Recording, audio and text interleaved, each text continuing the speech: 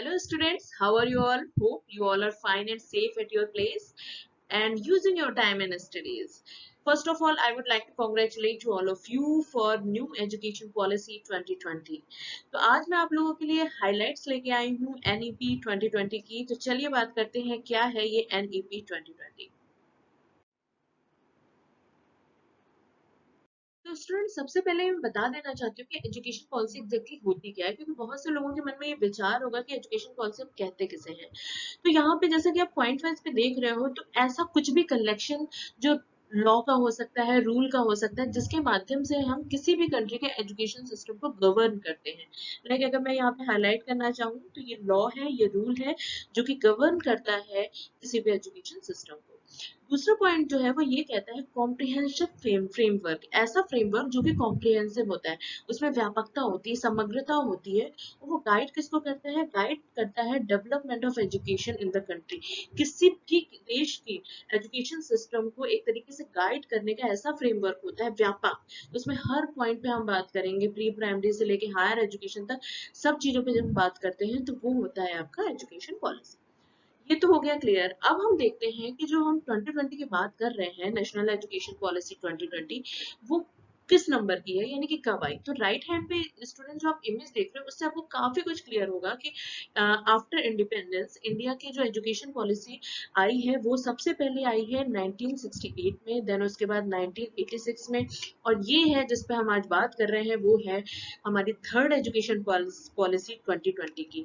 I am crossing my finger कि भाई कुछ तो अच्छा हुआ 2020 में, अदरवाइज पूरा विश्व एक तरीके से 2020 से परेशान था। तो एटलीस्ट अगर इंडिया की बात करें तो ये हमारे लिए बहुत ही अच्छी न्यूज है। और अगर हम बात करें 2020 की, तो 2020 जो आपकी नेशनल एजुकेशन पॉलिसी है वो आफ्टर 34 इयर्स, यानी कि 1986 से अगर हम कैलकुलेट करें तो इसके 34 इयर्स के बाद ये पॉलिसी आई है, और ये अपने आप में बहुत ज्यादा चेंजेस लेके आई है। तो आज हम बात करेंगे न्यू एजुकेशन पॉलिसी 2020 के हाइलाइट्स पे कि किन किन चीजों पे ये हमारा फोकस हमारा करती है। चलिए तो आइए देखते हैं किन किन चीजों पे ये बात करती है। स्टूडेंट्स अब हम बात करते हैं main highlighter of this policy. तो सबसे पहली जो चीज ये इस पॉलिसी ने सबका ध्यान अपनी तरफ केंद्रित किया वो ये था, इसने जो स्ट्रक्चर में चेंज लाया है। अभी तक जो हमारा एजुकेशन सिस्टम का स्ट्रक्चर था वो था 10+2+3, जिसमें इसने चेंज ला के किया है 5+3+3+4।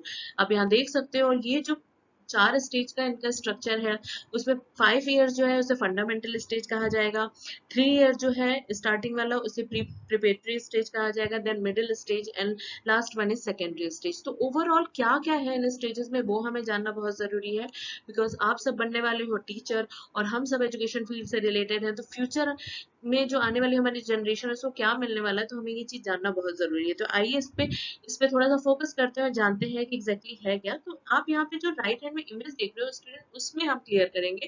तो ये जो चीज है ये है एग्जिस्टिंग, जो हमारा वर्तमान में चल रहा है, और ये है न्यू एजुकेशन पॉलिसी के अकॉर्डिंग। तो हम इस पे बात करेंगे वन बाय वन।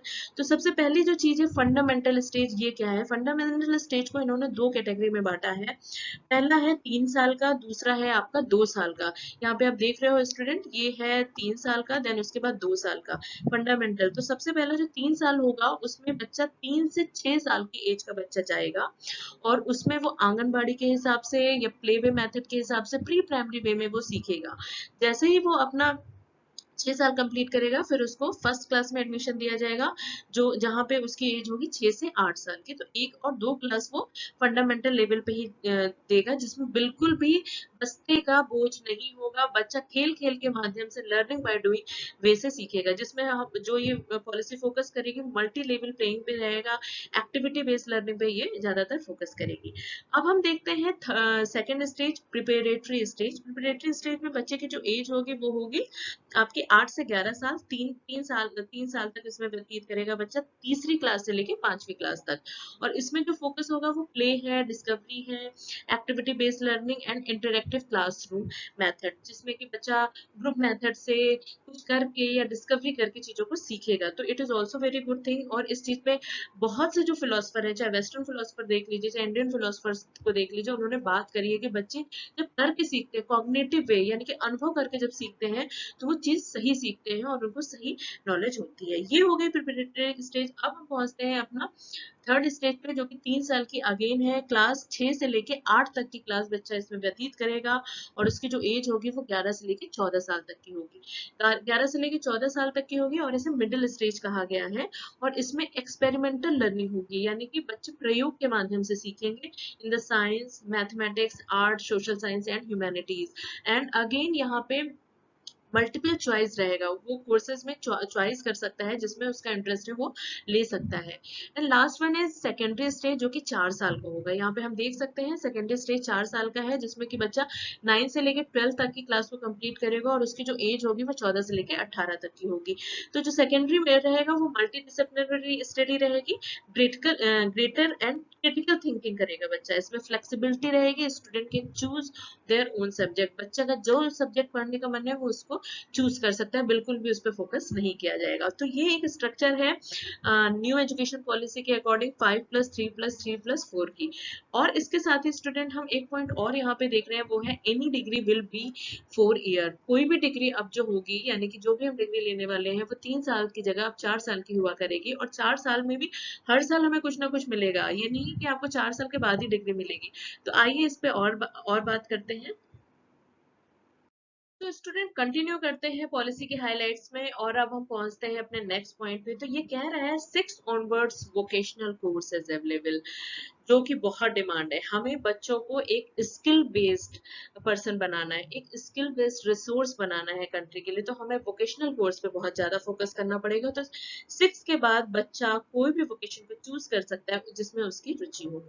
देन है all graduate courses will have major and minor subject, यानी कि एक बच्चा अगर कोई मेजर सब्जेक्ट ले रहा है, सपोज किसी बच्चे ने साइंस चूज किया है, तो साइंस के साथ वो माइनर सब्जेक्ट लाइक म्यूजिक है, आर्ट है या ड्रामा है वो ले सकता है, ताकि वो दोनों चीजों में बैलेंस बना सके। तो ये ऑप्शन खुला हुआ है, graduate courses will have major and minor subject, दोनों एक साथ चलेंगे, एक साथ ले सकता है। और साथ ही जो अभी हम लोगों ने बात करी पिछले पॉइंट में कि जो डिग्री है वो 4 साल की होगी, तो 4 साल का जो क्लासिफिकेशन है वो कुछ इस प्रकार है। यहाँ पे आप देख सकते हो ग्रेजुएशन, जिसमें अगर बच्चा फर्स्ट ईयर कंप्लीट करता है तो उसे सर्टिफिकेट दिया जाएगा। अगर उसी ग्रेजुएशन का वो सेकेंड ईयर कंप्लीट करता है तो उसे डिप्लोमा दिया जाएगा। और अगर वो थर्ड ईयर कंप्लीट कर लेता है तो उसे डिग्री दी जाएगी। लेकिन फिर भी अगर वो उसमें एडवांस कुछ करना चाहता है, रिसर्च बेस्ड कुछ करना चाहता है, तो वो फोर्थ ईयर में कर सकता है और उसको एक तरीके से उस पर्टिकुलर सब्जेक्ट में, उस ग्रेजुएशन में उसको स्पेशलाइजेशन मिलेगा। तो ये एक बहुत अच्छा फीचर है, यानी कि आप अगर 1 साल करके भी हटते हो तो आपका कोई साल बर्बाद नहीं होगा, आपको सर्टिफिकेट के हिसाब से नौकरी मिल सकती है।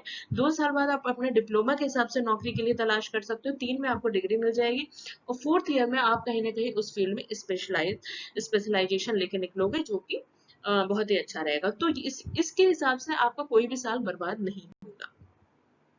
आइए और आगे देखते हैं इसमें क्या क्या चीजें हमें देखने को मिलेंगी। स्टूडेंट अब हम कुछ और पॉइंट्स पे बात करेंगे। तो जिसमें पहला पॉइंट हमारा ये कहता है कि UGC and AICTE will be merge, university grant commission and all Indian council for technical education को अब मर्ज कर दिया जाएगा। अब पूरे हायर एजुकेशन को गवर्न करने के लिए सिर्फ एक अथॉरिटी बॉडी होगी। और दूसरा पॉइंट ये कहता है कि लाइक गवर्नमेंट हो गया, ओपन यूनिवर्सिटी हो गया, डीम्ड यूनिवर्सिटी हो गया या वोकेशनल, किसी भी प्रकार की जो यूनिवर्सिटी होगी उसमें जो ग्रेडिंग का पैटर्न होगा वो सेम होगा। और ये जो सेम किया है ये बच्चों के भविष्य के लिए बहुत अच्छा किया है, क्योंकि अगर कोई बच्चा किसी सपोज डीम्ड यूनिवर्सिटी से पास होके वो किसी गवर्नमेंट यूनिवर्सिटी में एडमिशन लेता था, तो वो जो पैटर्न अलग अलग है ग्रेडिंग के, उसकी वजह से उसे काफी दिक्कत होती है। तो अब हम ओवरऑल सारे स्टूडेंट को एक तरीके से कंपेयर कर सकते हैं, क्योंकि जो ग्रेडिंग की जो स्केल है वो लगभग लगभग सेम रहेगी सबके लिए।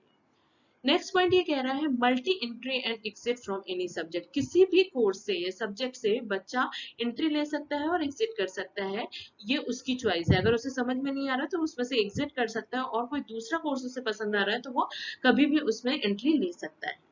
All school exam will be semester wise, all school exam will be semester wise, यानी कि अब स्कूल के जो एग्जाम होंगे वो ईयरली ना होके 6-6 महीने के गैप पे होंगे, जो कि बहुत अच्छी चीज है।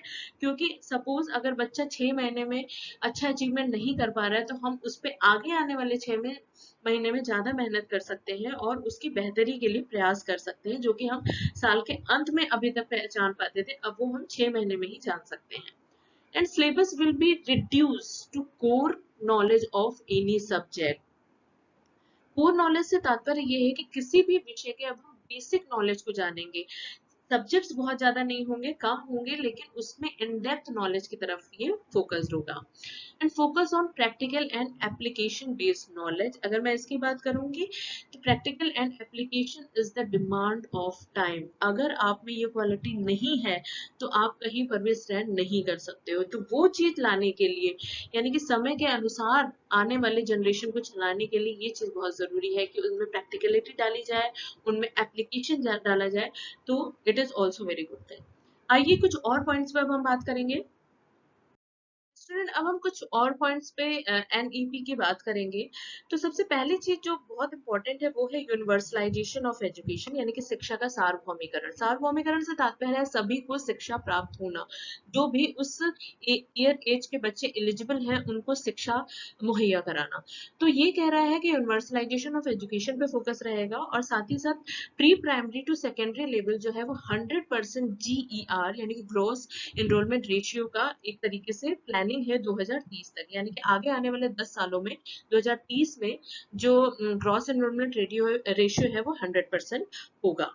एंड दूसरी तरफ अगर हम बात करें तो हायर एजुकेशन के भी GER में ही फोकस करने पे बात कर रहे हैं। ये कह रहे हैं कि GER in higher education to be raise to 50%, जो कि अभी लगभग लगभग 9% के करीब है, उसमें 50% का इंक्रीज की ये एक तरीके से एजम्पशन करते हैं कि आगे आने वाले 15 सालों में लगभग ये 50% तक इंक्रीज होगा, जिसके लिए ये 3.5 करोड़ सीट इंक्रीज कर रहे हैं हायर एजुकेशन में, जो कि आप यहाँ देख सकते हो 3.5 crore seats to be added in higher education add की जाएगी। तो ऑब्वियसली जो बच्चे अभी ग्रेजुएशन में हैं या फिर अगर अभी 12th में हैं तो उनको आने वाले समय में उनको काफी सहूलियत होगी।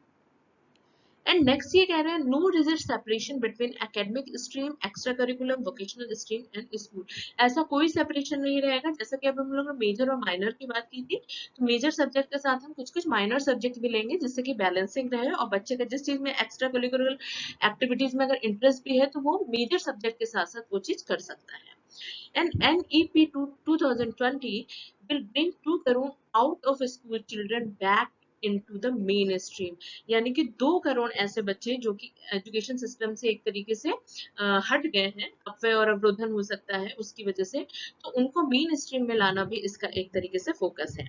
And vocational education to start from class 6 with internship. जैसा कि अभी हम लोग ने स्ट्रक्चर में पूरा बात किया था कि 6 ऑनवर्ड बच्चे वोकेशनल एजुकेशन लेंगे और उसमें उनको इंटर्नशिप भी कराई जाएगी, यानी कि वो रियल सिचुएशन में रह के चीजों को सीखेंगे।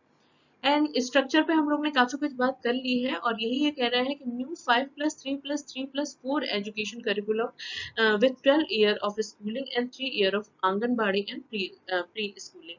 जिसमें कि जो आप बात करोगे तो जो 5 को अगर हम ब्रेक करें तो स्टार्टिंग का जो 3 इयर्स है उसमें बच्चे आंगनबाड़ी और प्री स्कूलिंग को करेंगे, उसके बाद उनकी पूरी स्कूलिंग चलेगी आगे 12 साल तक। और नेक्स्ट ये कह रहा है teaching up to at least grade 5 to be in mother tongue oblique regional language. यानी कि 5 साल तक बच्चों पे आप बिल्कुल भी बर्डन नहीं डाल सकते हो थर्ड लैंग्वेज सीखने का। आप उनकी जो शिक्षा होगी जिसमें जिन पे उनका बेस तैयार होगा, कॉन्सेप्ट तैयार होगा, वो कम से कम उनकी मदर टंग में होनी चाहिए, नहीं तो रीजनल लैंग्वेज में होनी चाहिए, which is very good thing. क्योंकि अगर हम बात करें डेवलप्ड कंट्री की भी, तो वो किसी और लैंग्वेज को कभी भी स्टार्टिंग में इंट्रोड्यूस नहीं करते हैं, बट इंडिया में ये चीजें अभी बहुत ज्यादा प्रचलन में आ गई हैं कि हम स्टार्टिंग से ही बच्चों को फॉरेन लैंग्वेज सिखा रहे हैं, जो कि कहीं ना कहीं हमारे दिमाग पे या बच्चों के दिमाग पे एक तरीके से बर्डन दे रहा है। तो मदर टंग जिसमें कि बच्चा हर समय बात करता है, रीजनल लैंग्वेज जो जिसमें वो काफी कंफर्टेबल होता है, उसमें अगर हम बच्चों को शिक्षित करेंगे तो उसका जो कॉन्सेप्ट है वो काफी इजीली और एक तरीके से वो काफी गहराई से उस चीज को समझ सकता है। तो ओवरऑल ये एक हाईलाइट थी स्टूडेंट न्यू एजुकेशन पॉलिसी की। आई होप ये आपको क्लियर हुई होगी, और फिर भी अगर आपको इसके रिगार्डिंग कोई डाउट है तो आप मेरे से पूछिए। और हाँ, एक चीज मैं और बताना चाहती हूँ कि जो मेरा चैनल है उसमें मैंने अपने जितनी भी वीडियोस हैं उनकी प्लेलिस्ट तैयार कर ली है। तो अगर आप सीटेट की तैयारी कर रहे हैं तो आपको उससे रिलेटेड वीडियोस मिलेंगी। अगर आप बीएड कर रहे हो सीसीएस यूनिवर्सिटी से तो सेकेंड ईयर का E303 पेपर की आपको बहुत सी वीडियोस मिलेगी। और साथ ही साथ रिसर्च बेस्ड अगर आप कोई काम करना चाहते हो, लाइक नेट की तैयारी कर रहे हो या रिसर्च में अगर आप इन्वॉल्व हो, तो उससे भी रिलेटेड आपको वीडियो मिल जाएंगी। होगी। तो आप प्लीज इसे विजिट करिए और मुझे बताइए आपको कैसी लगी। And till then, thank you so much and take care.